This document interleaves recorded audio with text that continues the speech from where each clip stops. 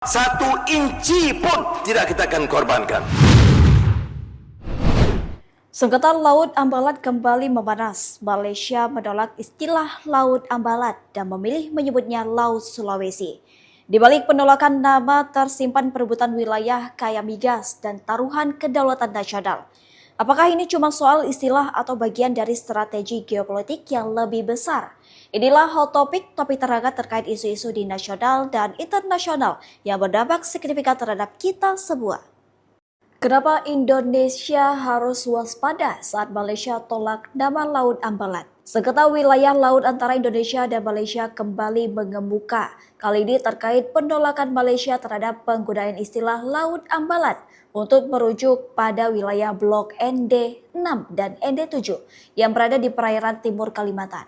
Kuala Lumpur secara tegas menyatakan bahwa wilayah tersebut harus disebut sebagai Laut Sulawesi, bukan Ambalat, seperti yang selama ini digunakan Indonesia. Penolakan ini menimbulkan pertanyaan besar, kenapa Malaysia enggan menggunakan istilah Laut Ambalat? Apa implikasi geopolitik dan hukumnya? Presiden Indonesia Prabowo Subianto merespon isu panas ini dengan nada damai. Ia menyatakan bahwa penyelesaian harus dicapai dengan cara yang baik dan berdasarkan itikat baik dari kedua negara. Kita cari penyelesaian yang baik, yang damai, ujar Prabowo dalam kunjungan kerja di Bandung pada Kamis 7 Agustus 2025. Ia menekankan pentingnya menghindari ketegangan dan tetap mengedepankan jalur diplomasi dalam menyelesaikan perbedaan pandangan ini. Namun di balik pernyataan lunak tersebut tersimpan persoalan serius yang perlu dicermati lebih dalam, terutama dengan adanya pernyataan Menteri Luar Negeri Malaysia Muhammad Hassan yang tegas-tegas menggunakan kata Ambalat. Dalam sidang Dewan Rakyat, ia menyebut bahwa istilah Ambalat adalah nomenklatur yang digunakan Indonesia untuk memperkuat klaimnya atas wilayah maritim tersebut. Sebaliknya, Malaysia berpegang pada sebutan Laut Sulawesi yang menurut mereka lebih sesuai dengan posisi hukum dan kedaulatan nasional. Muhammad Hassan menyinggung kembali putusan Mahkamah Internasional tahun 2002 yang memenangkan Malaysia atas Pulau Sipadan dan Ligitan. Ia menyebut hal itu sebagai pijakan legitimasi tambahan terhadap wilayah yang kini menjadi fokus sengketa dengan Indonesia. Setiap terminologi harus mencerminkan posisi hukum dan kedaulatan Malaysia. Kami tidak akan menggunakan istilah yang secara politik menguntungkan klaim pihak lain, ujarnya. Sebelum Perdana Menteri Malaysia Anwar Ibrahim dalam kunjungannya ke Sabah menyatakan komitmennya untuk melindungi kedaulatan wilayah Sabah dalam sengketa wilayah laut dengan Indonesia. Kami akan menegosiasikannya dengan baik tanpa menyerah. Ini semua dalam pertemuan, bukan hanya perbicaraan diam-diam, ujar Anwar. Dikutip dari channel News Asia pada Senin 4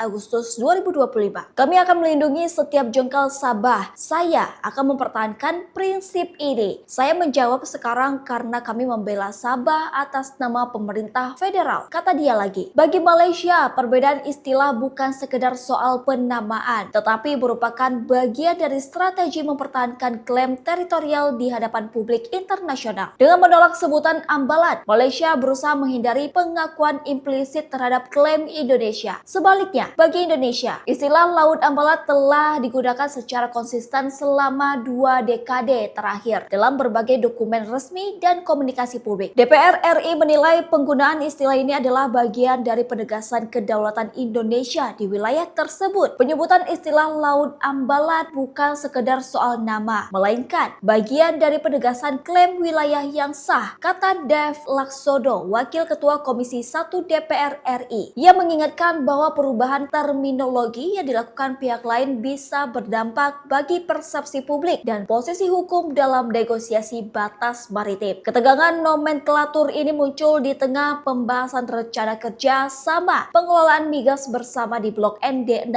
dan ND7. Perdana Menteri Malaysia Anwar Ibrahim bahkan menyatakan kesiapan untuk memulai proyek tersebut tanpa harus menunggu penyelesaian penuh masalah hukum dan batas wilayah. Namun pernyataan ini justru menimbulkan kekhawatiran di Indonesia. Anggota Komisi 1 DPR RI, Amelia Anggraini, menegaskan bahwa kerjasama semacam itu tidak boleh mengaburkan status hukum wilayah sengketa. Prinsip kehati-hatian dan pendekatan pertahanan keamanan nasional harus menjadi prioritas utama, ujarnya. Amelia juga mengkritisi belum adanya penjelasan dari Kementerian Pertahanan dan Kemenlu terkait rencana kerja sama tersebut. Ia meminta agar segala bentuk pembahasan dan kesepakatan dibahas secara menyeluruh bersama DPR. Mengapa Ambalat diperebutkan? Jawaban singkatnya, karena kaya sumber daya. Blok Ambalat diyakini menyimpan cadangan minyak dan gas bumi yang sangat besar. Wilayah seluas lebih dari 15.000 km persegi itu diperkirakan mampu memproduksi minyak hingga 30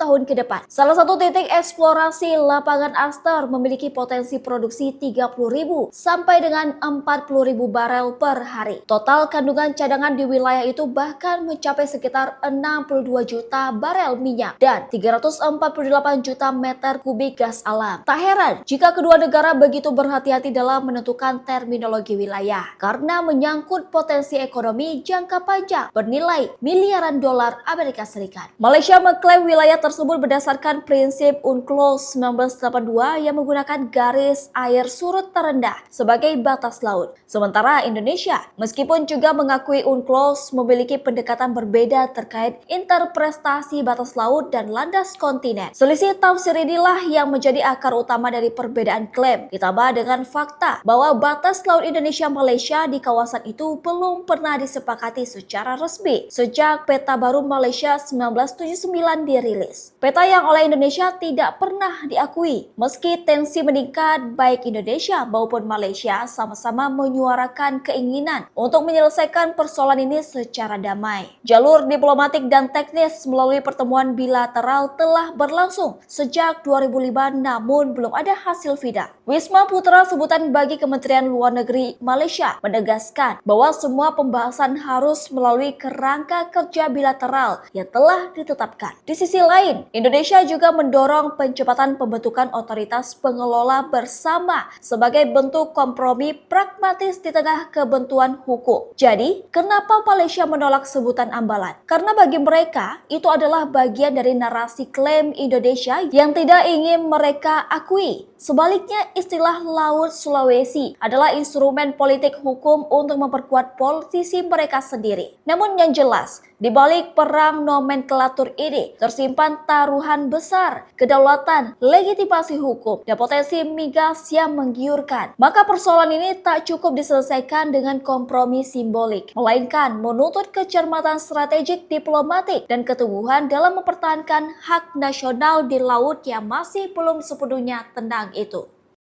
Download Tribun X sekarang, menghadirkan lokal menjadi Indonesia.